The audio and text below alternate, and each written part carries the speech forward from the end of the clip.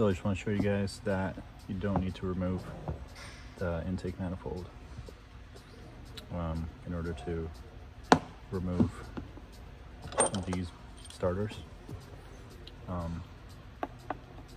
Sits in there like this, just like that.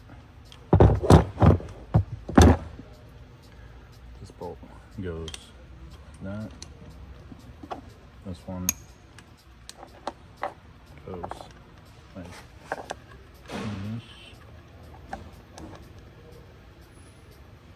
There's a part number. And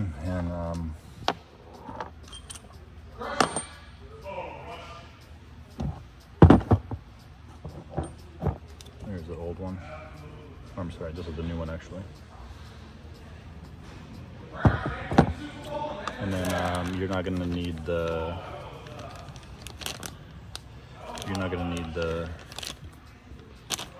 seals for the intake manifold. There's a car, as you can see.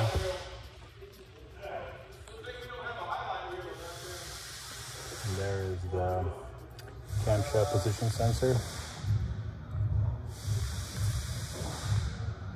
And there's the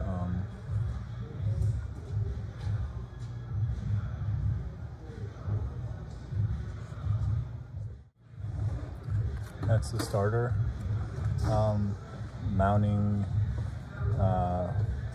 hole that it goes into. What you're gonna need is an E14 like this, a long screwdriver to pry it out, and then what you do is you like reach in like this, and it's right here. See, there's plenty of room to get it out. You can also go in like this. There's also plenty of room to get out right here. And then for the back bolt, it goes right here. So you can just take your ratchet and or your wrench, and you can get it from this side. These bolts you have to replace. So replace them. They're one-use bolts. But yeah, look, intake manifold still on, and you still get the full book time on this thing. See, here's the all data repair for this car.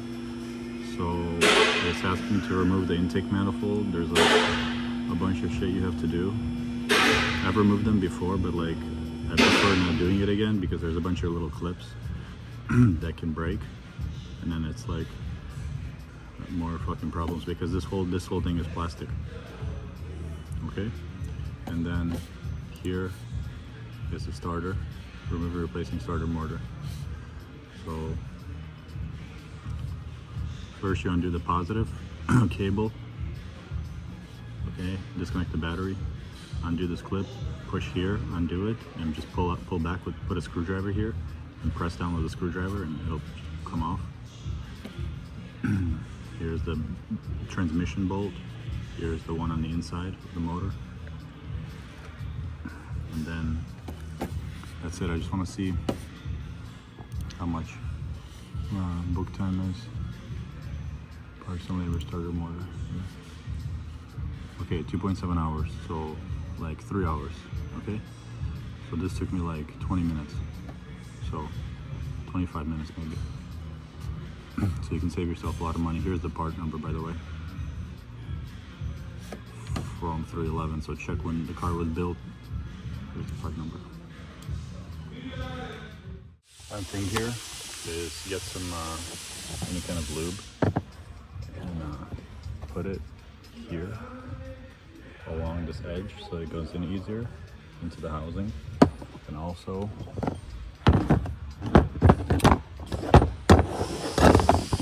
in here so that the bolt goes in easier.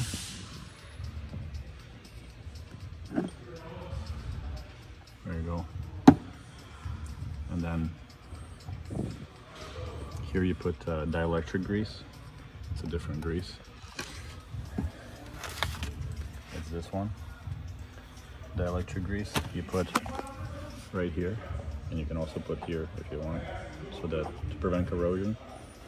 And that's it. Put the clip back on. I'll show you in a second. And then from this side, you just go into the side